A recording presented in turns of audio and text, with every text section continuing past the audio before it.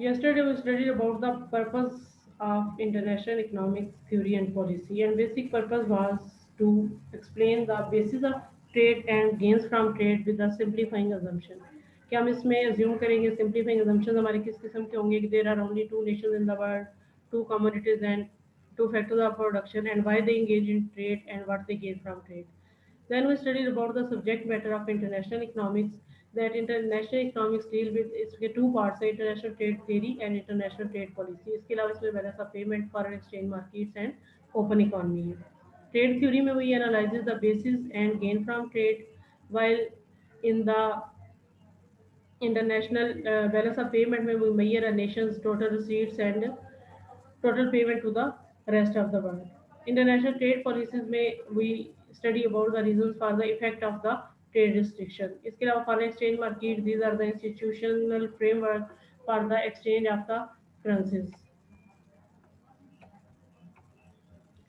And finally, open economy macroeconomics it deals with the mechanism of adjustment of the balance of the payment. And international trade theory mean micro economic aspect है international economics की, जबकि international trade policy जो सी है जिसमें आपके national income account आ जाएंगे, balance of payment आ जाएगा, ये मैक्रो इकोनॉमिक एस्पेक्ट है इंटरनेशनल इकोनॉमिक्स की. It is also called the open economy macroeconomics or we also say it international finance.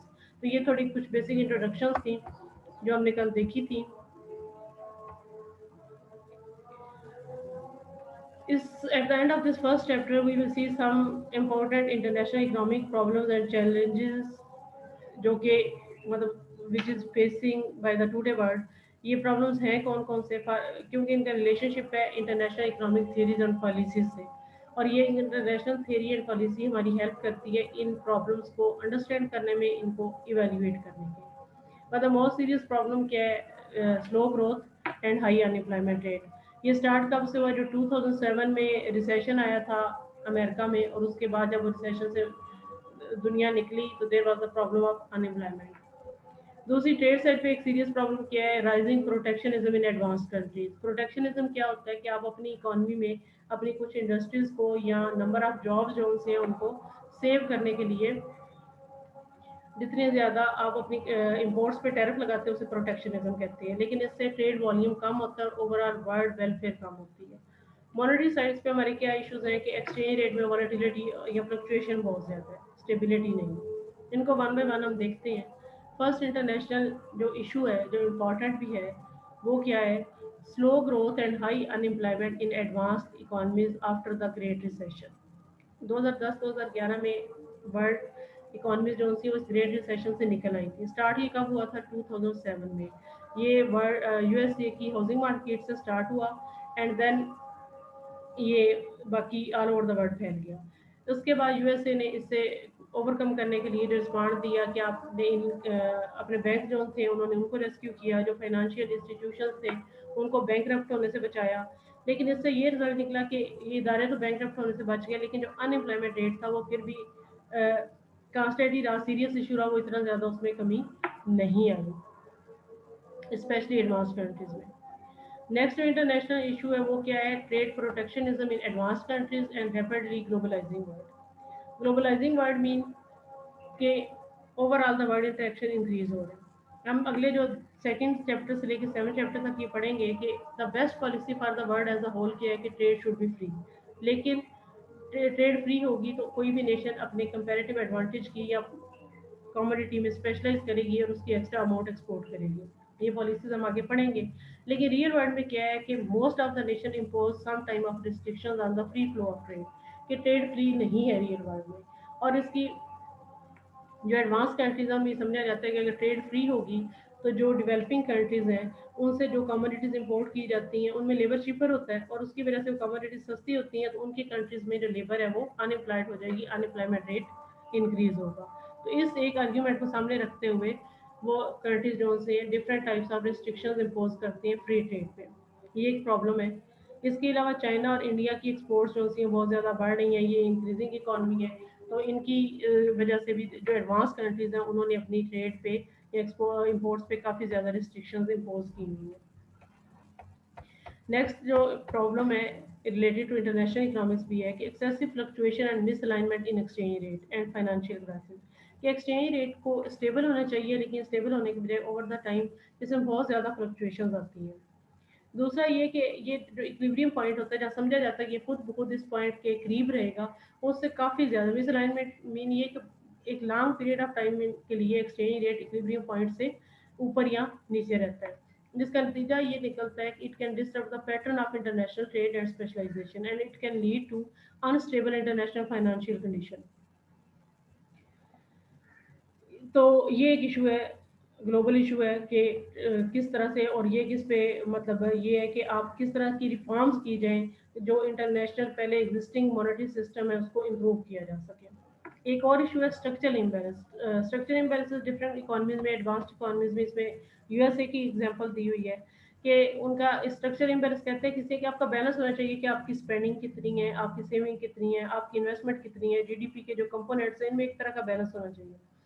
लेकिन जैसे अमेरिका का क्या है कि दे एक्सेसिव स्पेंडिंग है और उनकी सेविंग बहुत कम है। इसका मतलब क्या है कि America is living beyond it's means by borrowing excessively abroad, कि आप जितना प्रोड्यूस करते हैं आप उससे कई गुना ज़्यादा कंज्यूम कर रहे हैं, इसके लिए आपको बारो करना पड़ता है, आपका ह्यूज कैपिटल इनफ्लो होता है, तो आपकी अनसस्टेनेबल ट्रेड डेफिसिट होता है कि आप मुसलसल ट्रेड डेफिसिट में रहती हो। इसके अलावा आपकी फाइनेंशियल कंडीशन अनस्टेबल होती हैं, तो ये स्ट्रक्चर इम्बैलेंस है। लेकिन कुछ और कंट्रीज उनका इससे अपोजिट है, जैसे जापान में सेविंग एक्सेसिव होती है।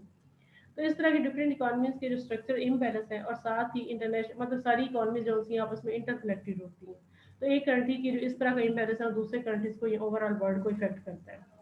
नेक्स्ट है इनसफिशिएंट रीस्ट्रक्चरिंग इन ट्रांजिशन इकोनॉमीज। ट्रांजिशन इकोनॉमीज वो कहते हैं जैसे ये जिसे सबका सोवियत यूनियन कहते थे, कि वो कंट्रीज जो उस सिस्टम से कैपिटलिज्म से सॉरी कम्युनिज्म से या सोशलिज्म से अब आ रहे हैं कैपिटलिज्म की तरफ, तो उनमें कुछ चेंजेस आनी जितनी चाहिए थी उतनी नहीं आई और उनकी ग्रोथ जो सी है वो स्लो है।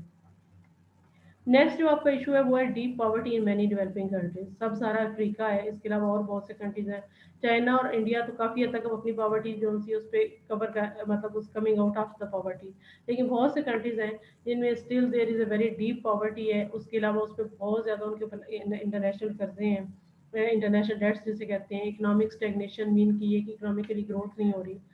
तो जब कंट्री या वर्ल्ड ओवरऑल ग्लोबलाइज्ड हो रही है, तो अगर दुनिया के किसी हिस्से में पॉवर्टी बहुत ज़्यादा होगी तो एक तो पीसफुल नहीं होगी दुनिया, और दूसरा एक इलाके में जो बहुत ज़्यादा या एक रीजन में if there is a poverty it will cause decreasing the economic growth in the other country, मतलब कंजम्पशन बहुत कम हो तो ये जो सा कंट्री ओवरऑल इकोनॉमिक ग्रोथ को स्लो डाउन करता है। तो इसमें ये कि किस तरह से ओवरऑल पुअर कंट्रीज जो से उनकी भी इकोनॉमिक ग्रोथ को किस तरह से स्टिमुलेट किया जा सकता है। And sixth problem is resource scarcity, environmental degradation, climate change and unsustainable development. ये सारे इंटर रिलेटेड हैं कि रिच कंट्रीज में भी जिस टाइम पीरियड में ग्रोथ अगर बहुत ज़्यादा हुई है तो रिसोर्सेज ज़्यादा लिमिटेड है, अनलिमिटेड तो है नहीं।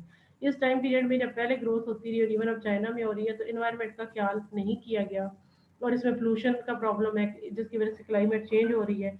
इसके अलावा ये कि आप रिसोर्सेज को इस तरह से बेहतरी इस्तेमाल करेंगे तो ये ग्रोथ आपकी सस्टेनेबल नहीं है, ये डेवलपमेंट, क्योंकि रिसोर्सेज लिमिटेड है वो खत्म हो जाएंगी। आपकी जो ग्रोथ है, जो नया एजेंडा भी है यूनाइटेड नेशंस का कि growth should be sustainable, development should be sustainable, mean के मसला अगर आप आज डिफरेंट हाउसिंग अथॉरिटीज सोसाइटीज़ के लिए दरख्त काटते चले जा रहे हैं तो नेक्स्ट जनरेशन जो सी है उसको एक तो क्लाइमेट चेंज का सामना होगा, पोल्यूशन का सामना होगा, और आपने उनके बहुत से रिसोर्सेज ऐसे आप एक्सेसिवली यूज़ कर लिए जो उनको आप अवेलेबल ही नहीं होंगे।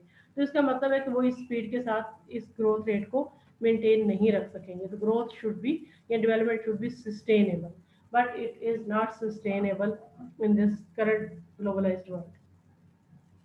इस ये हमारे आज इस फर्स्ट चैप्टर के थे इम्पोर्टेंट थिंग, मतलब जो इसमें से हमने की हैं। इसमें हमने ग्रेविटी मॉडल की है, हमने ग्लोबलाइजेशन के what is the meaning of the globalisation and what is the gravity model, flow of goods and the services and subject matter of international economics and major international economic issues जो से हैं वो हमने इसमें से देखे हैं। बाकी इसके एंड में रिव्यू क्वेश्चन दिए हुए हैं और एक चीज़ दी होगी कीवर्ड्स, उनको आप देख लीजिएगा, कोई भी उसमें टर्मिनोलॉजी ऐसी जो आपको समझ ना आई हो یا ابھی تک جو ہم نے پڑھا ہے اس کلاس میں، اس لیکچر میں یا پچھلی کلاس میں، اس میں سے کچھ بھی اگر آپ کو سمجھ نہیں آیا تو آپ اس میں سے پوچھ سکتے ہیں۔ یہ کی ٹرمز ہیں، ان میں سے کوئی بھی ایسی جو کہ اس چیپٹر کو ختم کرنے کے بعد آپ کو سمجھ نہ آ رہی ہو تو آپ اس کے بارے میں پوچھ سکتے ہیں۔